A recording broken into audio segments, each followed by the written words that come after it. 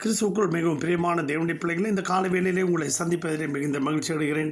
சென்னையில் வேலைச்சேர் உள்ள ஏழி மேஜி சபை வழங்கும் அனுதினம் மன்னா ஆண்டவராகிய இயேசு கிறிஸ்து அனுதினமும் 5 நிமிடம் உங்களோடு. இந்த நாளிலும் தியானத்துக்கு எடுத்துக்கொண்ட வேத வசனம் ஆபகுக் 2ஆம் அதிகாரம் 3வது வசனம். குறித்த காலத்துக்கு தரிசனம் இன்னும் வைக்கப்பட்டிருக்கிறது, முடிவிலே அது விளங்கும், அது பொய் சொல்லாது, அது தாமதித்தாலும் அதற்கு காத்திரு, அது நிச்சயமாய் வரும், அது தாமதிப்பதில்லை என்று சொன்னார். ஆம், நம்முடைய வாழ்க்கையில் பல தரிசனத்தை பார்ப்போம், அந்த தரிசனம் நிறைவேறும் என்று காத்திருப்போம்.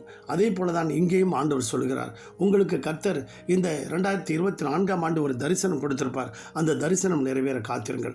ஆதியாகமம் 37ஆம் அதிகாரம், அங்கே யோசேப்பு ஒரு தரிசனம் பார்க்கிறான். அவன் தரிசனம் நிறைவேறுவதற்காக பல தடைகளை அவன் சந்திக்க வேண்டிய சூழ்நிலைகள், பல பிரச்சனைகளை போராட்டங்களை சந்திக்க வேண்டிய சூழ்நிலைகள் வந்தது. அவன் ஒரு தரிசனம் பார்க்கிறான். 11 அரிக்கட்டுகளும் என்னை வணங்க வேண்டும், சந்திரனும் சூரியனும் என்னை வணங்கி நின்றது என்று சொல்லும்போது சகோதரர்கள் அவனுக்கு பிரச்சனை கொடுத்தார்கள், அவனை கொலை செய்ய நினைத்தார்கள், அடிமையாக விற்று போட்டார்கள் 20 வெள்ளிக்காசுக்கு. அங்கே எகிப்துக்கு கொண்டு போகப்பட்டான். எகிப்திலே சிறைச்சாலையிலே அவன் அடிமையாக இருந்தான். அங்கே அருமையான தேவனுடைய பிள்ளைகளை செய்யாத தவறுக்கு சிறைச்சாலையிலே இருந்தான். ஆனாலும் கர்த்தர் அவனோடு கூட இருந்தார். அங்கே சாத்தான் என்ன செஞ்சான், அவனுக்கு அந்த போத்திபாருடைய மனைவியை அனுப்பி பல இச்சைகளை கொடுத்து இந்த இச்சைகளை விழ வைத்து எப்படியாவது இவனுடைய தரிசனத்தை உடைக்கணும்னு நினைச்சான். ஆனால் ஆண்டவர் அனுமதிக்கலை. கர்த்தர் அவனோடு கூட இருந்தார். அவனுடைய தரிசனம் நிறைவேற அவன் காத்திருந்தான்.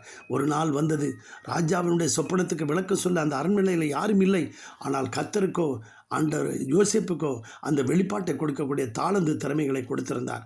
ஆண்டவர் அந்த யோசேப்பை ஆள் அனுப்பி அவன் கட்டுகளை அவிழ்க்க வைத்து கொண்டு வந்து அந்த சொப்பனத்துக்கு விளக்கம் சொல்ல வைத்தான். கர்த்தர் அவனை உயர்ந்த அடைக்கலத்தில் வைத்தார். அவன் தரிசனத்தை உடைப்பதற்கு பலவிதமான பிரச்சனைகள் வந்தது, பல போராட்டங்கள் வந்தது, பலவிதமான வறுமை பட்டினியால் வாடினான்.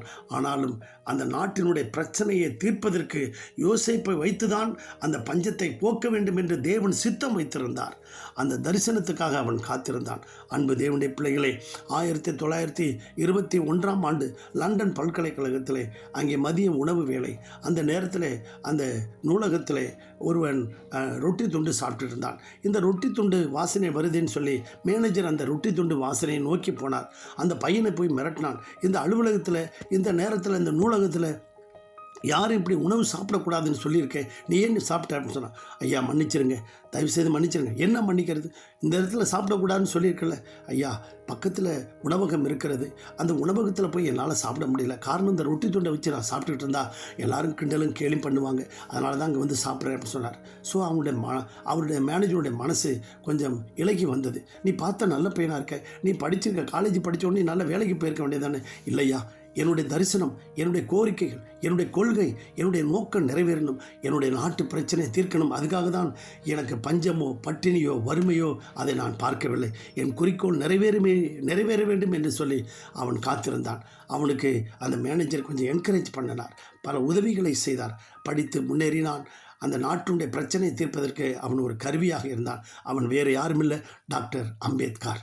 அவர்தான் இந்திய நாட்டினுடைய சட்ட நிபுணர், சட்ட புஸ்தகத்தை எழுதி வைத்தவர். அந்த சட்டத்தில் பார்த்திங்கன்னா, அவர் எழுதி வைத்த அந்த சட்டத்தில் எல்லா மதத்தினரும் எல்லா ஜாதியினரும் இயேசுவை ஏற்றுக்கொள்ளலாம் என்று சொல்லி, சுவிசேஷத்தை எங்கு வேணாலும் சொல்லலாம் என்று சொல்லி அந்த சட்டத்திலே வழிவகுத்தவர் அந்த அம்பேத்கர் தான். அந்த வறுமையிலும் கஷ்டத்திலும் துன்பத்திலும் பாடுபட்டு அவருடைய நோக்கம் நிறைவேற காத்திருந்தார். பஞ்சமும் பட்டினியும் வறுமையும் அவருக்கு ஒரு தடையாக இருக்கவில்லை. அதையெல்லாம் பார்த்திருந்தால் இவர் படித்து முன்னேறி இருக்க மாட்டார். நீங்களும் அன்பு தேவனுடைய பிள்ளைகளை, உங்களுடைய வாழ்க்கையில் இச்சையோ பஞ்சமோ வறுமையோ துன்பமோ ஒரு தடையாக இல்லாதபடிக்கு உங்களுடைய தரிசனம் நிறைவேற நீங்கள் காத்திருப்பீங்களா? யோசேப்பை உயர்ந்த அடைக்கலத்தில் வைத்த தேவன் உங்களையும் உயர்ந்த அடைக்கலத்தில் வைத்து கர்த்தர் நோக்கத்தை நிறைவேற்றுவார். நீங்களும் ஒரு குறிக்கோளோட நோக்கத்தோடு செயல்படுங்கள். கர்த்தர் உங்களை ஆசீர்வதிப்பார். பரலோக பிதாவே, இந்த சத்தத்தை கேட்டுக்கொண்டிருக்க ஒவ்வொரு பிள்ளைகளுடைய வாழ்க்கையிலும் இந்த 2024 அவர்கள் பெற்ற தரிசனம் நிறைவேற வேண்டுமா ஜெபிக்கிறோம். அவர்கள் ஒரு குறிக்கோளோடு ஒரு நோக்கத்தோடு போய்கொண்டிருக்கும் போது பல தடைகள் வரலாம். எல்லா தடைகளை நீக்கி அந்த நோக்கத்தை நிறைவேற்றும். யோசேப்பே, ஆண்டவரே, அவனை வைத்துதான் அந்த தேசத்தினுடைய பஞ்சத்தை நீ தீர்க்க வேண்டும் என்று சொல்லி வைத்திருந்தீங்க. அதே போல் எங்களையும் கொண்டு ஆண்டவரே என்ன செய்ய சித்தமாயிருக்கோ செய்யுங்க. பிள்ளைகளை ஆசீர்வதிங்க, ஒரு குறைவில்லாமல் நடத்துங்க. ஒவ்வொரு குடும்பத்தையும் வேலியடைங்க. இந்த வருடம் முழுதும் அற்புதமாய் நடத்தின தேவன் இனியும் நடத்த வல்லவராய் இருக்கிறேன். அவர்கள் தேவைகளை சந்தியும் ஆசீர்வதியும். இயேசுவின் நாமத்தில் வேண்டிக் கொள்கிறோம் நல்ல பிதாவே, ஆமென்.